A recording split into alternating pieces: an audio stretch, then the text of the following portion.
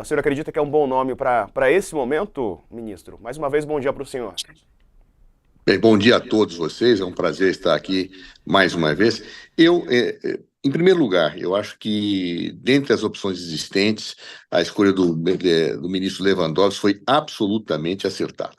Ou seja, é um homem que tem uma visão, uma experiência imensa na área jurídica e em todos os aspectos que efetivamente podem ensejar uma intervenção do ministro da Justiça. Então, acho que foi uma escolha acertada, é uma pessoa ponderada, um humanista, tem vivência na área executiva antes de ser magistrado, vivência em todos os pontos, inclusive uma formação jurídica muito sólida. Então, em primeiro lugar, acho que foi uma escolha acertada. Segundo lugar, os desafios que ele terá pela frente são imensos. Eu confesso a vocês que eu acho que eu demorei uns 3 anos para conseguir ter, dentro do dia a dia, uma convicção sobre o que deve ser feito. E quando eu comecei a tentar implementar uma política e articular para que a coisa pudesse sair do mundo das ideias e fosse para o plano da realidade, o governo acabou caindo, né? E eu saí do Ministério da Justiça um pouco antes, do processo de impeachment pegar fogo. Nesse contexto, o que eu acho, e faço uma análise assim, bem fria e racional dos desafios que o Lewandowski terá pela frente. Primeiro deles, a União ainda tem um papel muito importante na parte de segurança pública, do ponto de vista da cobrança social, só que, do ponto de vista institucional, ela pode muito pouco. A maior parte das competências de segurança pública estão na órbita dos estados. O que a União pode fazer? Ela tem a Polícia Federal, ela tem a Polícia Rodoviária Federal e tem as faixas de fronteira. Então, ela pode atuar nos crimes de responsabilidade federal, nas estradas federais e nas áreas de fronteira. Fora isso, tudo pertence aos estados. Mas a Polícia Federal, por exemplo, tem um efetivo para todo o país, eu acho que deve estar hoje em torno de 15 mil policiais. A Polícia Rodoviária Federal, 15 mil policiais. Só a Polícia Militar do Estado de São Paulo tem 130 mil. Então, vejam a diferença, né? A Polícia Civil do Estado de São Paulo, se não me falha a memória, tem 30 mil.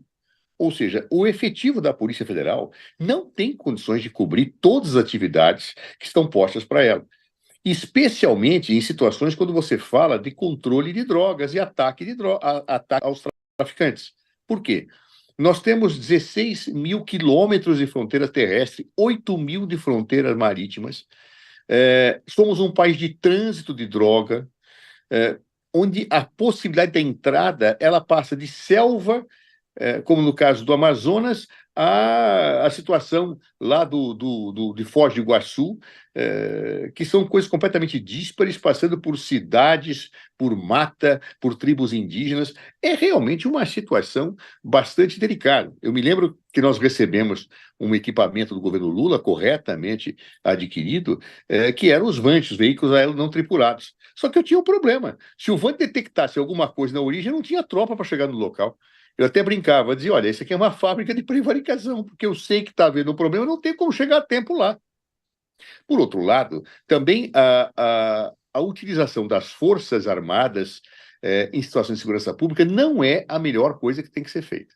Claro, por quê? Porque as Forças Armadas não são treinadas para efeitos de combate à segurança pública, eles são treinados para a guerra. Claro.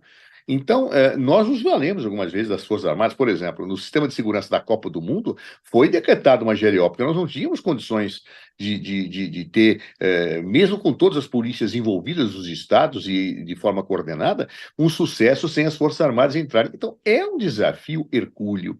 E mais, a União não tem competências, como eu disse, são os estados que têm. Uma das coisas que eu tinha pensado naquela época, Josias, era modificar a Constituição. Por quê? Porque o que a União pode fazer, tirando aquelas zonas da competência dela que eu descrevi, é dar sugestões aos estados. Mas ela não pode impor normas. Por Ora, exemplo, ministro, não tem seria... uma, Oi. uma o senhor está fazendo um diagnóstico que é o diagnóstico tradicional, né? É o problema do Sim, Estado, dos estados, o governo federal pode fazer muito pouco.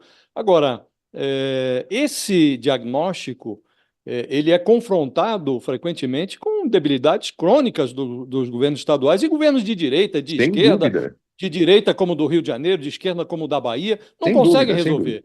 houve uma solução, ou um esboço de solução com aquele SUSP, que é o Sistema Único de Segurança Pública. Nasceu em 2003 ainda, primeiro ano do governo Lula, sugestões de uma série de especialistas, foi engavetado. A Dilma desengavetou, mandou para o Congresso Nacional um projeto de lei criando esse SUSP, e só lá em 2018, já no governo Temer, foi aprovado esse negócio, quando houve aquela intervenção no Rio de Janeiro, intervenção na segurança do Rio de Janeiro. Mas virou letra morta, ninguém implementou. E ali, aparentemente, há um esboço de estratégia que junta União, estados e municípios no enfrentamento desse problema, estabelecimento de metas. Quer dizer, não lhe parece que algo diferente precisa ser feito? O Claro. Flávio Dino disse que pretendia implementar esse SUSP. O senhor acha que esse SUSP é uma alternativa? Você chegou Uma possibilidade exatamente de solução? Eu acho que é, mas só que eu não tenho como obrigar. Eu não posso obrigar os estados a aderirem às políticas. Esse é o problema real. Por quê? Mas se Porque tem eu uma tenho lei, autonomia não pode? administrativa. Não. Por quê? Porque a competência em área de segurança. Vou dar um exemplo. A União pode impor que todas as polícias militares utilizem câmeras? Não, não pode. Não pode, constitucional. Isso é autonomia dos estados. Tá? Eu não posso impor essas regras. O que a União pode fazer é firmar convênios. E convênio você firma quando a pessoa quer e concorda.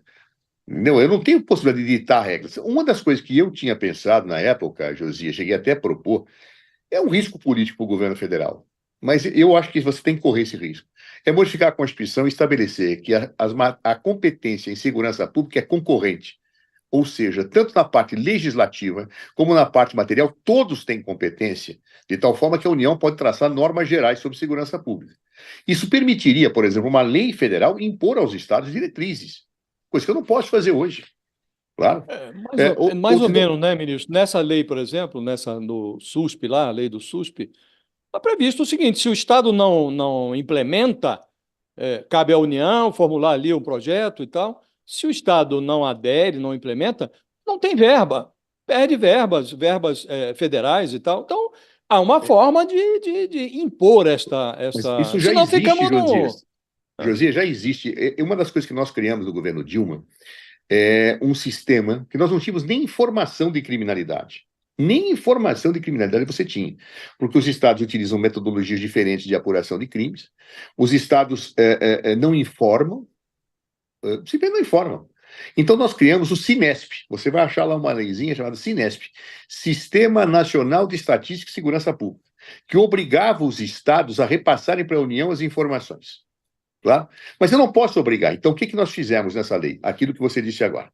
Estado que não repassar não recebe verba de segurança pública. Perfeito. Quem cumpria? O Estado pequeno. Estado grande não precisa da verba da União, é muito pouco. Você acha que o Estado de São Paulo precisa do pouco de verba que se repassa para ele em matéria de segurança pública? De jeito nenhum. Claro, não, ele não precisa. Então, nós tínhamos problemas muito sérios de cumprimento dessas regras nos grandes estados. Se Alagoas corria, por exemplo, para nós, para adaptar-se ao Cinesp, São Paulo não cumpria, Minas Gerais não cumpria, Rio de Janeiro não cumpria, claro, e não adiantava. Ou um outro exemplo que eu te dou também, especificamente nessa situação. Presídios, que, a meu ver, é o problema central da segurança pública, claro, e as pessoas não veem isso. O Brasil prende muito, prende mal, né, e gera, com as suas prisões, as organizações criminosas que praticam a violência nas ruas. Isso para mim é muito claro. Se eu não atacar de frente o problema prisional no Brasil, eu não resolvo o problema da segurança. Não é que não resolvo, eu não ataco de frente a uma das causas principais do problema da segurança pública no Brasil, como está acontecendo no Equador agora, que é um retrato de situação muito similar. Bem, o que eu tenho nesse contexto? A União tem 5 presídios de segurança máxima. Todo o resto dos presídios são estaduais. Claro? E eu falo, precisamos construir presídios? Precisamos. Não me agrada construir presídios. Eu preferia prender menos e melhor. Mas eu tenho que construir. Por quê? Porque eu tenho um déficit de 300 mil vagas no sistema, fora mais 300 mil mandatos a serem cumpridos e as pessoas enjauladas. E são as más condições carcerárias que geram a munição para a organização criminosa. Muito bem. Eu falo, eu tinha na época, a Dilma me deu, depois de pedrinhas, falou, Zé Eduardo, gaste o quanto que você puder no limite da tua capacidade operacional para tentar reduzir o déficit. Ok. Ela me deu, na época, R$ 1 bilhão, eu não me lembro exatamente, mas acho que era isso, era R$ 1 bilhão. Eu conseguia produzir, no máximo, com toda a capacidade operacional do Ministério, 50 ou 60 mil vagas. Eu tinha um déficit de 300 mil. Sabe o tempo médio de construir um presídio, Josias? 5 anos. E ninguém quer um presídio para chamar de seu. Nenhum governador indica a área para você fazer um presídio porque ele compra briga na cidade. E mais, é um presídio grego, porque o preço para construir o presídio é o preço do custeio anual. Então o governador fala, Zé Eduardo, muito obrigado, você me fez um presídio, agora eu tenho que pagar todo ano a despesa dele. Zé Então as Eduardo, pessoas simplesmente fingem que não tem o problema. Claro. E aí o problema é gerado, porque no Brasil só se acha que a única pena possível é a prisão, não tem outras formas alternativas, os operadores do direito não percebem isso, e o resultado é, eu não enfrento o problema como ele deve ser enfrentado, porque a União, por exemplo, não tem competência para equacionar, fixar diretrizes, ela pode fazer convênios com os estados, induzir políticas, mas quem induz nem sempre tem o receptor concordando, tem problemas políticos, governadores não querem, muitas vezes, se entender com a União, por razões das mais diversas naturezas de cunho político. Terceiro, eu tenho um problema prisional que ninguém bota a mão. Então, é gravíssimo, né? Ou seja, o ministro Ricardo Lewandowski é, a meu ver, uma das grandes opções para o Ministério, mas que ele vai pegar um abacaxi do tamanho Zé do mundo, Eduardo, vai, e às vezes Zé sem a Eduardo, faca para descascar. Zé Eduardo, bom Oi, dia, Sakamoto. Sakamoto aqui, tudo bem? Tudo bom, Para querido? você conosco. Agora, eu vou até fazer uma sequência daquilo que a gente estava comentando antes de você entrar. Tudo bem, com a gente entende a troca do ministro Lewandowski, a questão da confiança do Lula e tudo isso mais, mas faz sentido trocar o secretário executivo, o Ricardo Capelli, depois do Ricardo Capelli ter sido grande solucionador de pepino no primeiro ano da gestão da segurança pública? Olha, eu acho que não passa por uma avaliação subjetiva. Agora, eu sou ministro, eu não deixo na Secretaria Executiva uma pessoa que não tenha a mais absoluta confiança. Pessoal. Não que, veja, o Capelli mostrou-se muito competente, não é isso? Mas tem que ser alguém da minha relação pessoal. É a pessoa que vai assinar os meus contratos. É a pessoa que eu tenho que conhecer, inclusive a maneira com que lida com as situações. Se o Ricardo Lewandowski tiver essa relação com o Capelli, perfeito. Agora, se não tiver, olha, eu não aceitaria isso. Assim, aliás, um ministro aceitar um secretário executivo que ele não tenha convivência, que é o segundo homem do ministério, é um desastre. Ou seja, eu não aceitaria. Né? Por quê? Porque se você pensar bem na estrutura dos ministérios, A sua premissa é perfeita, ministro, não tem dúvida. O segundo homem tem que ter afinidade com o ministro. claro. Mas a questão é outra, é mais grave até do que essa. A questão é, tendo o Capelli demonstrado a eficácia que demonstrou nas missões que lhe foram confiadas, no 8 de janeiro, na intervenção lá no GSI, não seria ele próprio um candidato a ministro de Estado? Não seria o caso de o presidente considerar a hipótese de desmembrar o ministério, deixando o Lewandowski, que tem todo o feitio de um ministro da Justiça, e colocar um outro titular para a segurança pública? Essa é a questão, as dúvidas que se colocam, né? Eu te falo, eu não desmembraria o Ministério da Justiça dessa forma. Aliás, achei um erro o que foi feito com Michel Temer. Eu tenho uma excelente relação com o Raul Jungmann, inclusive. Na época eu falei, Raul, isso é um erro. Por que é um erro, Josias? Veja, deixou-se presídio de um lado, Polícia Federal de outro e Judiciário do outro. Está errado. Isso não pode ser separado. Se eu tenho clareza que presídio rebate na segurança pública, eu tenho que ter trabalho conjunto dessas três partes: presídio, justiça e polícia. Bom, então vamos reunir essas três no Ministério, vamos. O que fica no outro? Nada. Absolutamente nada. Perdão, não nada. São questões importantes, mas ele fica oco. Eu vou deixar consumidor, eu vou deixar o CAD, eu vou deixar... Ou seja, percebe, Josias? Esses três núcleos eu não posso separar. Isso é um erro. Exemplo, eu muitas vezes fui avisado de problemas graves na área de presídio pela Polícia Federal. Porque os sistemas de inteligência têm que ser interligados. Uma vez do Fernandinho Beiramar, por exemplo, que nós tivemos um problema gravíssimo e fomos obrigados a remover no caso de emergência, foi a partir de uma operação conjunta que eu coordenei, em absoluto sigilo dentro daquilo que era possível, envolvendo os órgãos do Ministério. Mas, Eduardo, o grande problema é o seguinte: o que a gente está colocando, acho que eu e o Josias, é o seguinte, que o governo tem um quadro muito forte que se mostrou capaz de fazer uma articulação, inclusive com os estados, como, por exemplo, a Bahia e o Rio de Janeiro, que tiveram crise em 2023 de segurança pública, né, que conseguiu, na verdade, fazer, inclusive, controle de tropas na PM do Distrito Federal e resolver uma desbolsonarização que aí segue em curso lá no GSI, né? E o que aconteceu exatamente por conta de um cálculo político que você apresentou, a gente entendeu, mas está fazendo uma troca por algo totalmente incerto. De certa forma, se der problema, ou as pessoas que ocuparem novamente esses cargos não conseguirem dar uma resposta semelhante ao que o Capelli deu, então a culpa vai ser do Lula. Não, me desculpe, eu acho que o Ministério da Justiça não se resume à segurança pública. Se o Capelli teve um excelente trabalho em segurança pública, perfeito. Mas as relações com o Poder Judiciário passam pelo Ministério da Justiça. As relações com o Ministério Público passam pelo Ministério da Justiça. O presidente da República, melhor do que ninguém, tem condições de avaliar o que ele precisa. Você pode até errar, não estou dizendo que não possa errar. Mas o Ministério da Justiça, ele exige, por exemplo, uma excelente relação com o Congresso Nacional. Exige uma excelente relação com diversos segmentos do aparelho de Estado. Eu vi uma atuação que eu acho que merece aplauso do Capelli na área de segurança pública. Nas demais, eu não sei. O presidente da República, mais do que ninguém, tem que saber quem ele escolhe, claro, e o que ele deseja. Não é? Ou seja, a Secretaria Executiva do Ministério não se confunde com a Secretaria Nacional de Segurança Pública. São coisas completamente diferentes. Claro, embora a Secretaria Executiva do Ministério é o segundo homem que vai ter que suprir o ministro naquelas hipóteses que ele não pode atuar, não é? Enquanto que ele não vai cuidar só de segurança pública. Se no caso Flávio Dino destacou o Capelli, desde o primeiro momento, não aí como secretário executivo, mas como interventor do Distrito Federal, isso é um outro problema. Se no segundo momento ele prefere dar o seu secretário executivo para cuidar da atuação do Rio de Janeiro, isso é outro problema, é uma designação do ministro. Agora, a função do secretário executivo não é segurança pública apenas.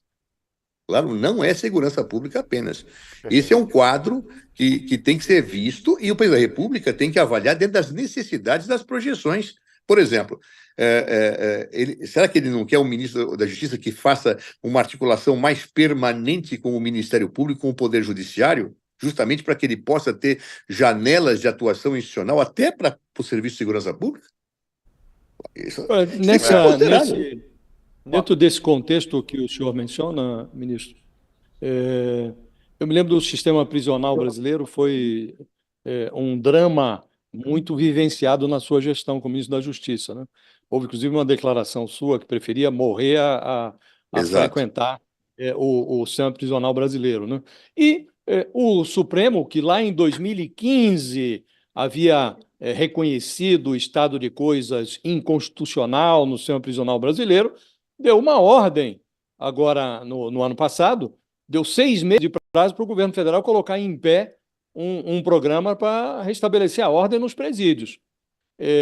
O Lewandowski, que era ministro do Supremo, agora ele tem que cumprir essa ordem. E o prazo de 6 meses vence em abril. Não lhe parece que são dois mundos muito diferentes?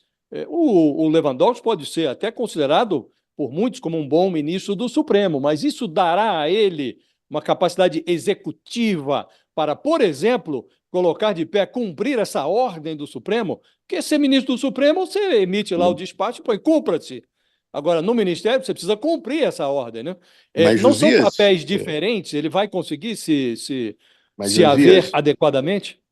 Essa ordem não é do Ministério da Justiça. O Ministério da Justiça tem 5 presídios sob sua jurisdição direta, ele tem uma supervisão nacional.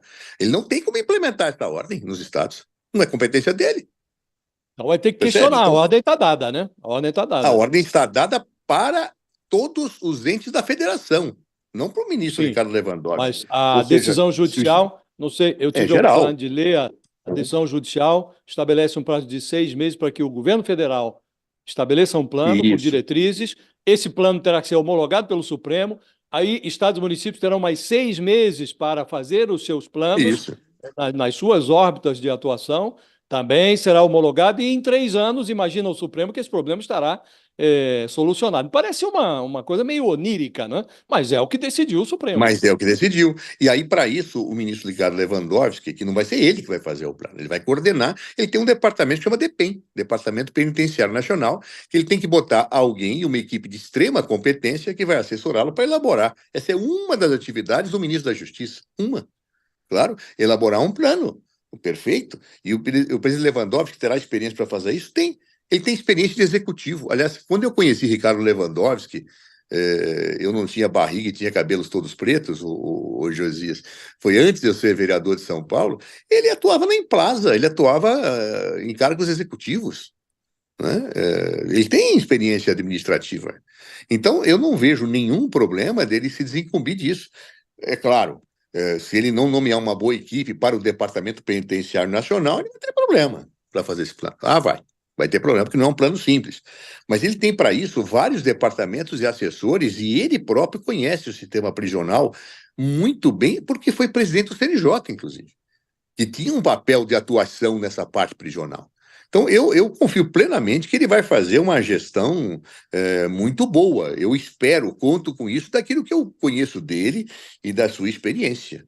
Tá certo? Quer dizer, agora, o Ministério da Justiça, eu me lembro do Nelson Jobim dizer que é um ministério que vai da tanga à toga, claro, porque ele vai da toga até os indígenas. E o ministro da Justiça não consegue ser especialista em tudo. Claro, é impossível. Você pode entender mais de uma parte, menos de outra, mas para isso você tem que ter a competência para formar boas equipes.